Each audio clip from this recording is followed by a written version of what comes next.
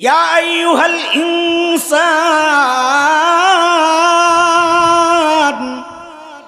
মা গররাকা বিরাব্বিকাল কারীম।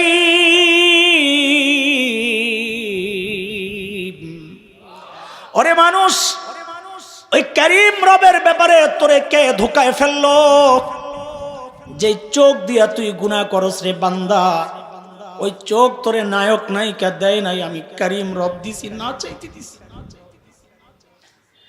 যে কান দিয়ে তুই গুনাহ করস, ওই কান তোকে গায়ক গায়িকা দেয় নাই, আমি কারীম রব দিছি, তাও না চাইতে দিছি রে। মালিকের ডাকের আরো একটা আহ্বান জানা এমন, এরে বান্দা তুই তোর ছোট্ট বাচ্চার সামনে গুনাহ করস তা তোর লজ্জা লাগে? মা বাবার সামনে গুনাহ করস তা তোর লজ্জা লাগে? মুরব্বীদের সামনে গুনাহ করস তা তোর লজ্জা লাগে? আর আমি কারীম রব তোরে ডেকে ডেকে বলছি, আমি তাকায়া রইছি, তোর ছোট্ট বাচ্চা তাকায়া থাকলে তুই গুনাহ করস না, আর আমি বলছি আমি তাকায়া তাকায়া তোরে ডাকতেছি, তাও তুই গুনাহ ছাড়স না। কিরে বান্দা, আমার দাম কি তোর কাছে তোর বাচ্চার চেয়েও কমে গেল? হ্যাঁ, আমার দাম বুঝি তোর কাছে তোর মা বাবার চেয়ে কমে গেল? তো বল ওরা কি দিছে তোরে? হ্যাঁ, যাদের দিকে তাকায় তুই গুনাহ ছাড়স, ওরা কি দিছে তোকে? বল।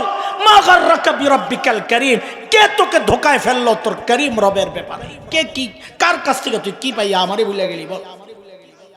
আরে প্রতিনিয়ত মালিক আমাকে আপনাকে ওইভাবে ডাকতে থাকে।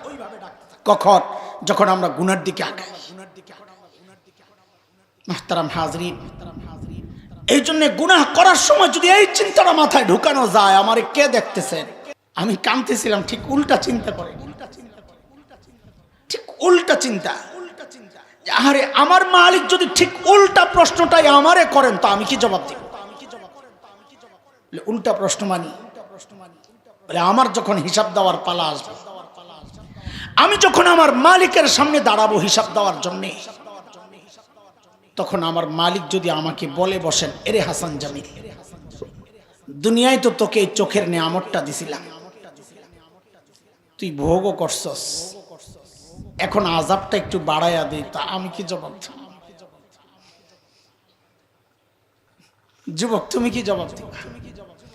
যদি মালিক জিজ্ঞেস করে, দুনিয়ায় তোকে জবানের নিয়ামত দিছিলাম, তুই ভোগও করছস, এখন আযাবটা একটু বাড়াইয়া দিই, তো আমি কি জবাব?